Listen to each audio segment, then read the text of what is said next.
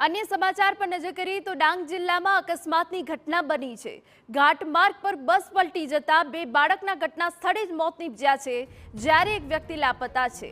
અકસ્માતમાં જીવ ગુમાવનાર બંને બાળક ભાઈ બહેન હોવાનું સામે આવ્યું છે। સુરતના બેગમપુરાથી સાપુતારા જઈ રહેલી બસ અકસ્માતનો ભોગ બની છે। બસમાં કુલ 65 મુસાફરો સવાર હતા। ઇજાગ્રસ્ત મુસાફરોને સામગાહાન સરકારી હોસ્પિટલમાં સારવાર માટે લઈ જવાયા છે। મૃતક બંને બાળકો સુરતના ગોપીપુરાના હતા। ડિઝાસ્ટર મેનેજમેન્ટની ટીમ અને સાપુતારા નોટિફાઈડ ટીમ ઘટના સ્થળે પહોંચી રેસ્ક્યુ કામગીરી કરી હતી।